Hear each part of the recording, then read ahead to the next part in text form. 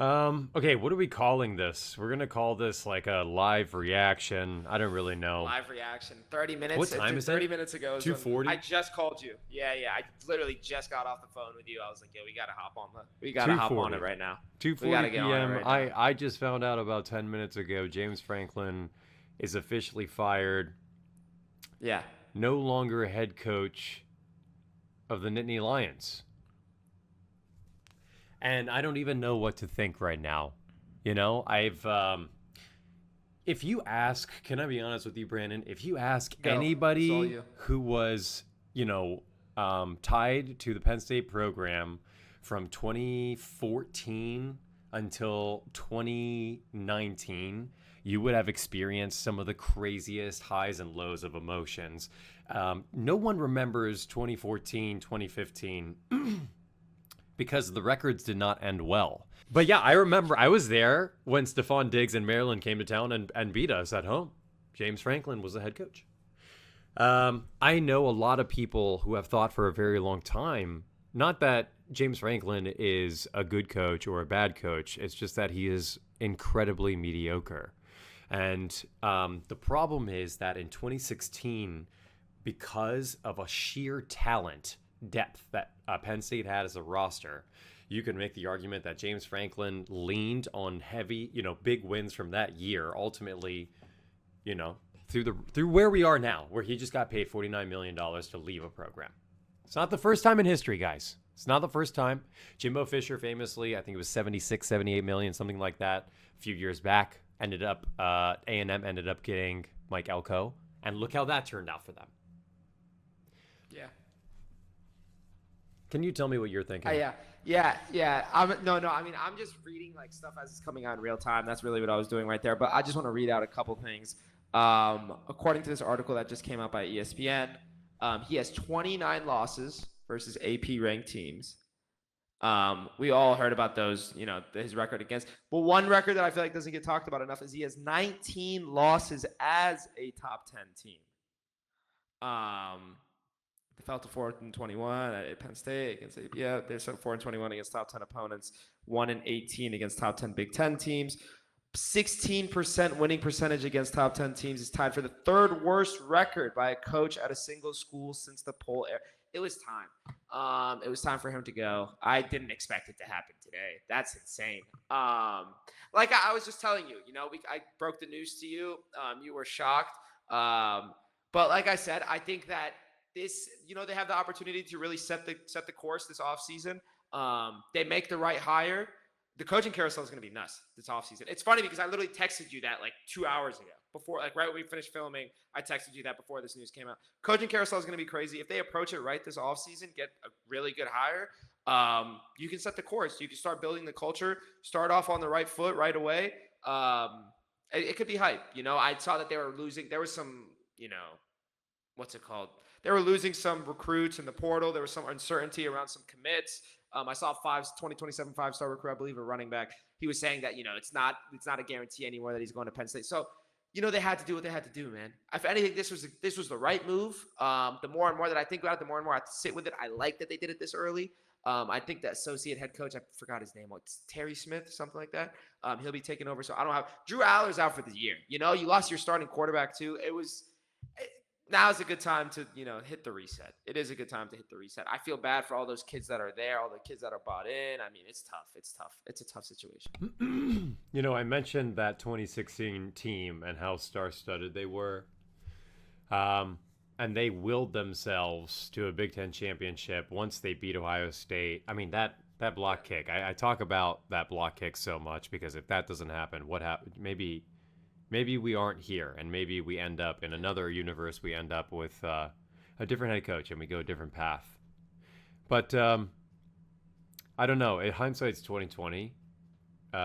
Again, I think the only people who really, really will be able to know how James Franklin is as a head coach is those who followed from 2014 until 2019. Those were pivotal years, and we should have learned from them. And we didn't, and that's okay.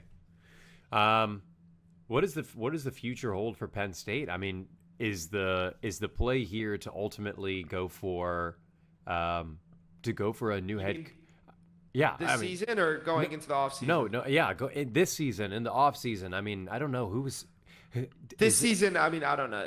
This season kind of does seem like a wash. In the offseason, I'm not going to ask you for a direct name or anything like that, but is there a type of coach?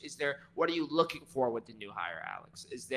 Do you want him to be, focused on offense, focused on defense? Do you want something completely opposite than Penn State's identity? Do you want, I mean, the biggest thing, this is coming from a Penn State fan, so take it for what it is. But the biggest thing that Penn State was good at, and I can credit this to James Franklin, is that he's an excellent recruiter out of college. I don't know how he did in the transfer portal. He was. I mean, for the record, in the transfer portal, he got what he wanted every year. If they wanted to fill the position group, they went to the portal, they got what they wanted. It was never like, oh, let's go deep, let's reevaluate everything every year. That's not what it is. No. So he was very stagnant in that sense, like always, but he was good at it. You can't argue that he's not a good recruiter. We would always get super talented kids. Saquon Barkley is not even. He was a 3-star coming out of high school. We just happened upon him. We've had a lot of 5-stars. We've had 5-star quarterbacks come to us, and I credit that to James Franklin and his recruiting capability. I always said that about him. Always mentioned that. What he lacks is good decision making. That's it. He's just not a good decision maker. And that's what you're looking for. I want someone like Dan Lanning. And I know Dan Lanning just lost this past weekend to Kurt Cignetti. I'd love Kurt Cignetti too. But I want someone who has a championship mentality. I want someone who is able to take that Georgia team into the locker room and completely mentally disassemble Auburn in a second half. I want someone who can go. You want that intensity. Yeah, I want someone who can go on the road in a night game at a whiteout and really beat Penn State twice. They beat Penn State twice. That's the way I see that game. So, I don't know. I don't know what the future holds. I really hope they go for an aggressive head coach and not a safe play. Yeah. And I think, if you're willing to shell out $49 million to fire someone, you better be willing to shell out to get someone good and someone that will be able to produce for us. So I say us. Yeah. I hate saying that because it makes me sound biased. We are. But we are. Let's go. Yeah, I'm reading the stats here. 4-21 against top 10. That 1-18 against top 10 Big Ten teams. So you're basically saying that when the time matters the most in Big Ten play, you just fall short. James Franklin's losses at Penn State as a AP top 10 team is the most or tied for the most by a coach since 2014. That was that number that I read earlier. 19 losses as a top 10 team.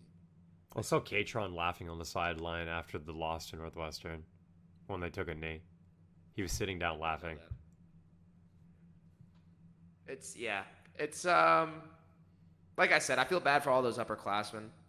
They came back, man. They came back because they were on a mission, and it almost felt like they wanted to do it despite James Franklin. But if there was always one thing holding back this team. Now it's gone. You see it a lot I feel bad. Listen. I feel bad because that is someone's job. But do I really feel that bad when they're writing him a check for $49 million? No. He's fine. He'll probably chill for a bit, come back at Dude, he's going to go sip margaritas with his family on a beach for the rest of his life. He doesn't need to do anything. He doesn't need to take another. Bother? Dude, if $49 million. I know. And what is that money? That money is coming from the football program. Most ever. I will say there are just schools out there that have money. There are just schools out there that have money, and it's because they have a crazy alumni donor base.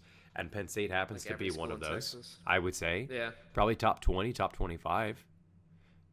Is that enough to cover a $49 million check and get the recruits in the transfer portal that you want? No. I think it's going to be we're going to be a little shell-shocked for the next few years, I think. But that's okay. That's what it'll take to rebuild this program. And it should have happened, for the record, like 5-6 years ago. So, it's okay. Here we are. We are. And we are. We are. Yeah. Come on. It's good. It's good. Brighter pastures, greener pastures ahead. It's gonna be beautiful. Yeah, I'm curious to see how this goes. But anyway, this is our quick hot take. Quick hot take. On Penn State. Quick reaction, live reaction. Yeah, live reaction to Penn State. I mean, I'm still shocked, man. I am still shocked. It's live reaction. I'm literally sorry. I was just letting them know live reaction video coming out. Yeah. Brighter, yeah. Y'all gonna be all right, man. It was the right move. I like that they did it this early. Hard reset early on. Come on. Get it done. Rip it off like a Band-Aid. Big changes this offseason. Come on, this coaching carousel is about to be nuts. It's gonna be crazy. We are. One last time. We are. Penn State. Strong, baby. Love you guys.